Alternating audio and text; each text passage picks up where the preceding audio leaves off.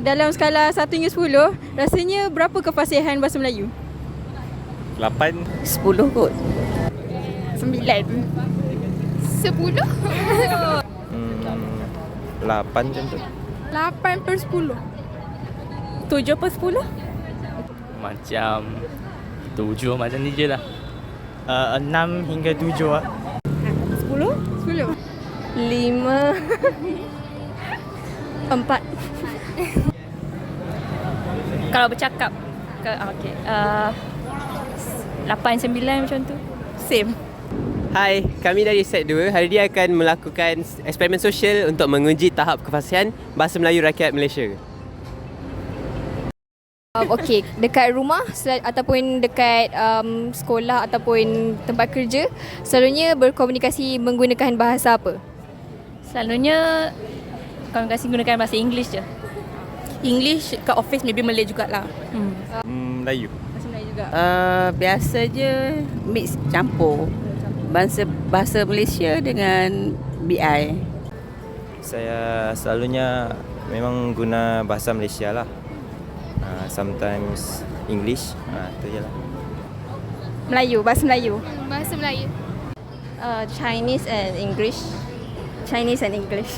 Okey, sekarang ni kita orang nak uji tahap kefasihan bahasa Melayu korang. Jadi boleh tak jelaskan sikit rutin pagi korang? Pada waktu pagi saya akan bangun, memboros gigi dan bersedia untuk pergi ke kelas. Saya akan bangun subuh dan saya akan solat. Lepas tu saya akan setrika dulu tudung.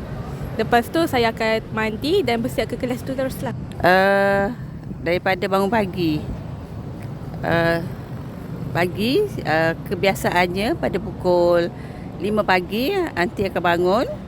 Biasanya akan masak untuk pagi, makan pagi. After that pukul 7 aunty akan siap untuk ke tempat kerja. Dalam 7.30 aunty akan bertolak ke tempat kerja.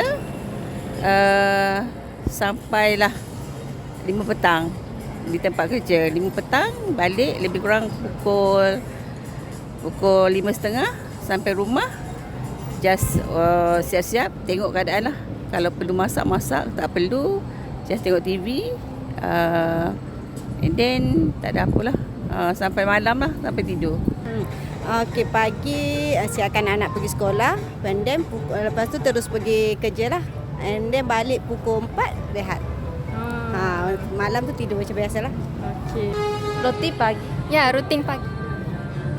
Bila bangun, pergi buat apa untuk get ready. Okey.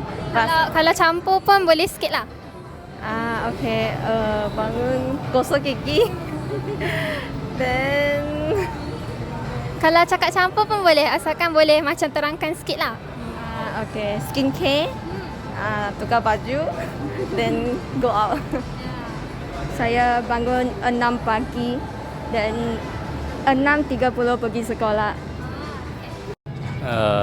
Pagi tu biasa pergi luar makan dulu, lepas macam tengok handphone sajalah.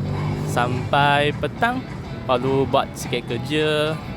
Lepas evening pergi main badminton macam ni. Lepas malam makan. Lepas main game sekejap laptop. Study sekejap baru pergi tidur lah. Biasa tidur pukul 10 lebih macam ni. Ya. Bagi saya, kerana sekarang 3M tu Minggu Mesra Mahasiswa. So kita tak ada kelas kan. So pagi-pagi bangun lebih kurang pukul 10. Lepas tu makan sarapan. Lepas tu main handphone. Terus sampai petang pergi makan tengah hari lah. Lepas tu tengok program saya lah yang study. Tengok sikit Japanese sebab program saya MG kan. Ada belajar Japanese language macam tu lah. Sampai malam, lepas makan malam tengok handphone lagi lah. Atau tengok laptop, boleh drama atau anime. Sampai lebih kurang pukul 11 tidur. Kalau saya bangun kalau saya bangun rutin harian ke, rutin sekolah ke macam ni? Tak kisah. Kalau macam rutin sekolah saya bangun pukul 5, mandi dulu. Lepas siap mandi, saya bawa breakfast dan solat. Lepas tu baca buku sikit. Lepas tu terus gerak pergi sekolah, jalan kaki.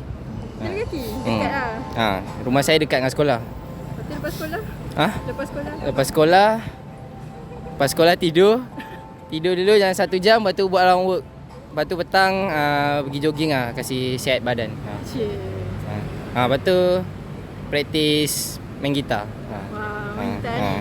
Okey. Saya kalau hari sekolah saya bangun pukul 5.30. Lepas tu mandi semua, lepas tu pukul 6 dah kena gerak pergi sekolah. Lepas tu solat kat sekolah terus Sebab mak cikgu kan, so dia kena datang awal. Dari satu sekolah jauh juga. Dalam 20 minit macam tu. Lepas tu balik tidur Balik tidur, lepas tu bangun tengok PC, main gitar tu je. Sekarang pasal dah besar, bangun awal pagi 4.30 itu dah biasa ya. Dan sembahyang dan pergi kopek bunga untuk sembahyang dari luar ya. And then selepas tu tengok TV, ada program beragama ya. Tengok TV. And then selepas pukul 10:30 macam itu baru pergi ke dapur nak masak untuk tengah hari. Sarapan pagi biasa ringan. Roti dengan telur ya. Hari-hari macam itulah dah biasa dah. Awal pagi cuba makan buah-buahan bila dah bangkit. Terutama sekali terpaksa minum 2 cawan sekurang-kurangnya gelas besar air. Bangun saja minum air. Itu yang buat saya sihat lah selama ni. Tapi baru-baru bulan Disember diagnose ada kanser. Kanser dari usus merebak ke hati. So aunty dah buat 2 pembedahan lah. Okay, usually pada waktu pagi saya bangun and then saya bersiap sebab sekarang saya kerja. So saya akan bersiap untuk pergi ke kerja. Saya akan naik ke LRT and then saya akan sampai dekat kerja. Tu je, like my morning routine biasa je.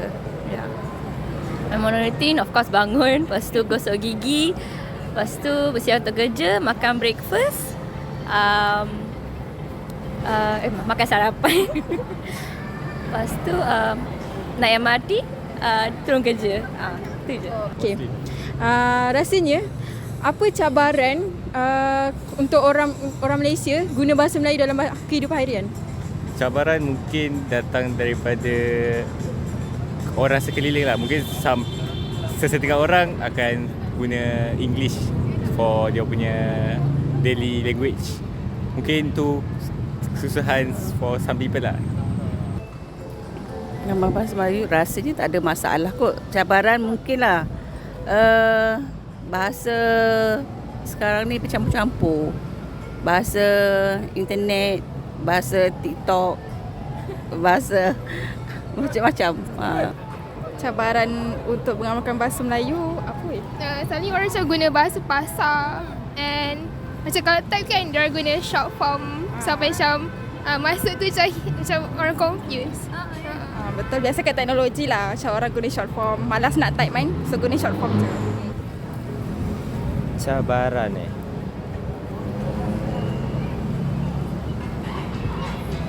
boleh ulang lagi? Ulang. Apakah cabaran rakyat Malaysia dalam bertutur dalam bahasa Melayu? Macam apa yang buatkan orang Malaysia dia jaranglah guna bahasa Melayu, dia guna bahasa lain, tak guna bahasa Melayu macam tu. Mungkin kalau macam kita tengok kan bahasa Malaysia ni dia punya perkataan tu agak panjang-panjang berbanding kita gunakan bahasa Inggeris kan dia straightforward terus itu saja. Short form kan. Mungkin sebab masyarakat sekarang dah terbiasa untuk menggunakan bahasa Inggeris dalam kehidupan seharian. Jadi ramailah masyarakat yang kurang fasih dan mahir dalam bahasa Melayu. Bagi pendapat saya, zaman sekarang ni orang mementingkan bahasa Inggeris daripada bahasa Melayu. Tak kira lah di universiti ataupun tempat kerja, mereka mengutamakan bahasa Inggeris dulu, baru bahasa Melayu. Macam itulah kurang. Cabaran dia macam kalau ada warga asing ke orang luar, kita susah sikit nak speak. Kadang dia orang tak faham. So kita memang kena mix dengan Malay. Macam I tadi pun check in dekat JW. Diorang pakai warga asing tau, resepsionis. So diorang memang tak tahu Malay. So memang kita kena mix. So receptionist tu yang tu? Ya. Dia kerja kat sini? Ya. Okey, Dia Indon ada, dia Arab ada kan kat sana kan. Dia daripada Mary tu, so diorang tak tahu sangat. Malay kita kena speaking.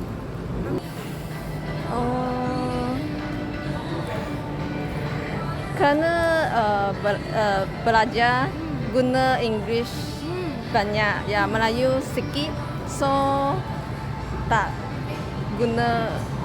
selalu guna bahasa Melayu ya. Masing-masing.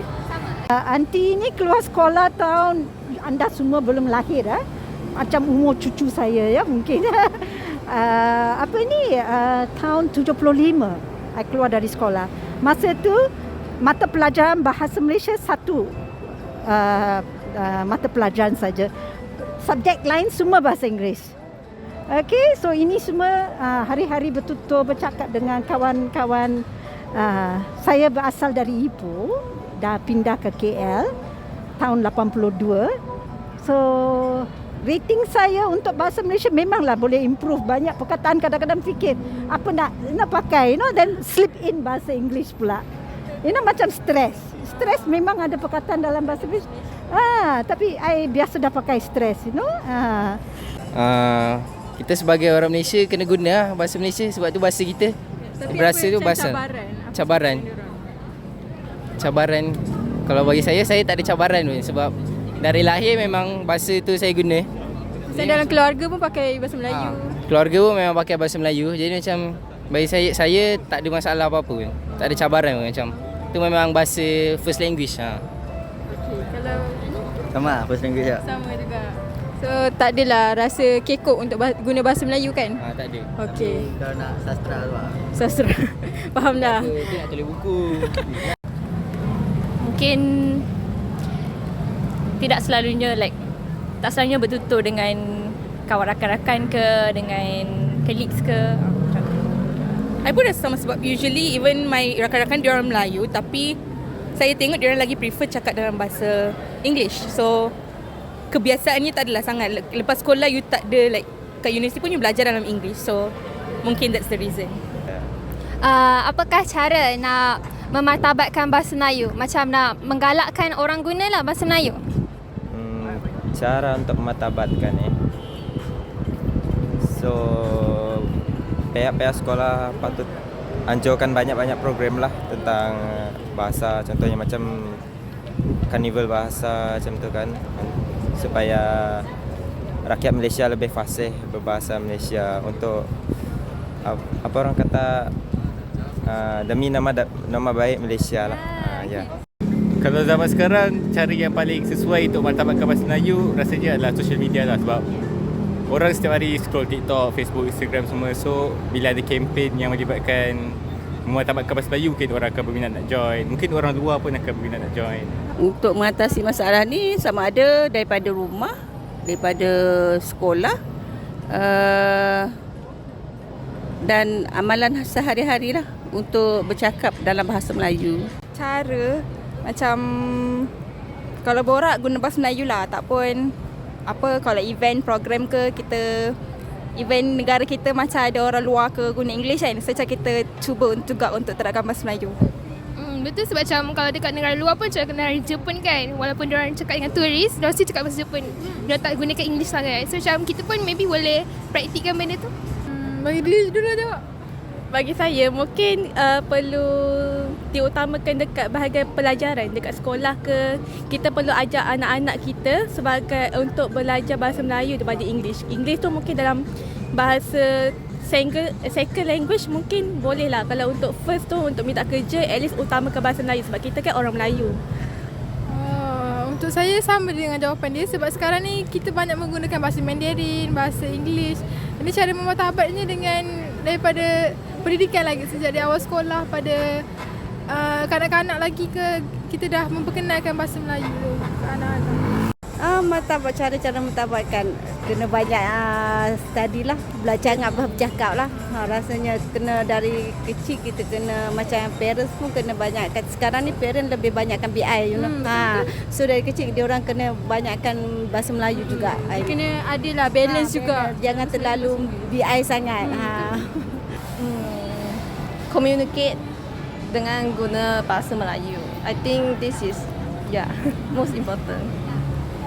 Dengar lagu apalah. Lagu Cara nak mempertabatkan bahasa Melayu. Okay, ini idea daripada sekolah saya. Sekolah saya tiap-tiap perhimpunan ada ni. Dia macam boleh buat program. Kalau setiap perhimpunan tu macam ambil kelas-kelas. Tiap perhimpunan tu macam bagi public speaking untuk mempertabatkan bahasa Melayu dengan mempertabatkan bahasa English. Ni kalau peringkat sekolah lah kan? Kalau macam orang besar, kalau nak senang macam dalam hidup sosial lah. Mungkin borak je dalam bahasa Melayu. Borak-borak relax-relax. Okey, ni pula. Kalau kelas saya sama lah juga dengan sekolah dia. Tak, betul. Sama-sama lah. Kalau hari Isnin, hari apa tak silap, hari Khamis tu. Hari bahasa Melayu. Kalau hari Selasa, orang buat English lah. Dia ikut turn lah. Tak pasti. Mungkin boleh like because even dalam tempat kerja pun mostly all via communication untuk official dalam email ke apa ke, semua even if dia cakap amongst Malaysians pun kita cakap in English juga. So mungkin if that changes then kita akan lebih cakap bahasa Melayu. Lebih kurang sama je. Kalau boleh bertutur dengan bahasa Melayu dengan rakan-rakan lebih banyak dari bahasa Inggeris, mungkin boleh improvise. Okay. Adakah penggunaan bahasa Melayu ni penting? Menurut saya penting lah kalau untuk rakyat Malaysia. Sebab tu bahasa kebangsaan kita. Penting sebab kita kat negara Malaysia, so memang bahasa Melayu tu memang common lah. Betul? Sama. Penting kerana di Malaysia penting. Penting. Sebab lagu kita je dah lagu kita negara aku je dalam bahasa Melayu. Lepas tu majoriti penduduk kan orang Melayu. Penting lah untuk berkomunikasi dengan orang luar semua, dengan kaum-kaum lain semua. Okey.